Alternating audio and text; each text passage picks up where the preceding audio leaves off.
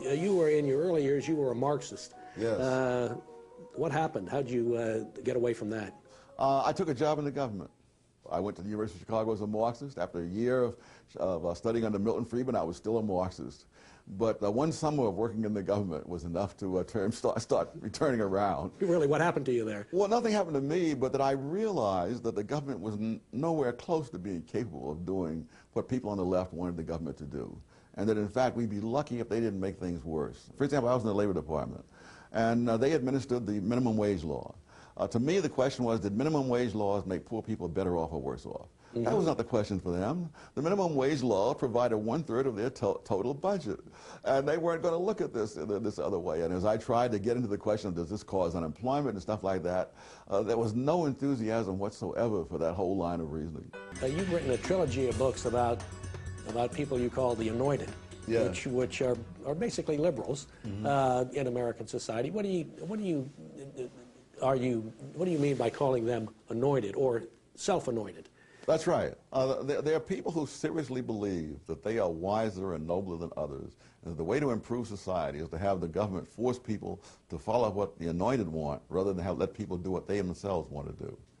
And there are all kinds of fiascos that follow in the wake of this kind of notion. Conservatives are routinely blamed for not caring about people. And yet you say just the opposite is true, that it's liberals who care about their vision yes. of how the world should be, but not about real-life human beings. Absolutely. I think the busing thing was a classic example.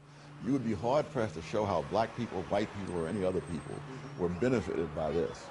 But the liberals loved it. It enabled them to be morally superior to those who were fighting against busing.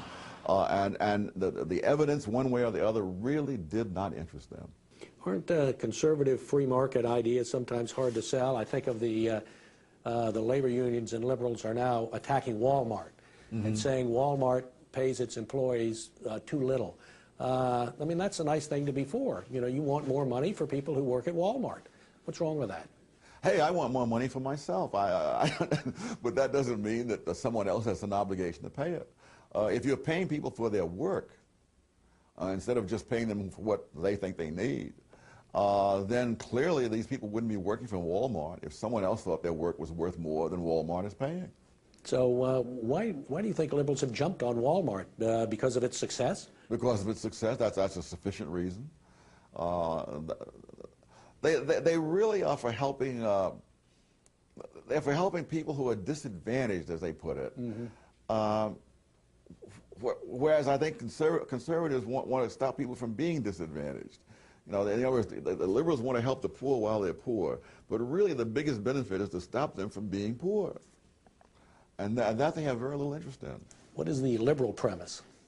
I guess the Rousseau notion, you know, that man is born free but is everywhere in chains, that the real problem of the world is that the institutions are wrong. If the institutions were right, then there was nothing in human nature that would cause us to be unhappy. It's the fact that we have the wrong institution. What is the conservative premise? That man is flawed from day one, and that there are no solutions, there are only trade-offs, and whatever you do to deal with one of man's flaws, it creates another problem, but that you try to get the best trade-off you can get, and that's all you can hope for. I've often said there are three questions that I think would destroy most of the arguments on the left, and the first is, compared to what?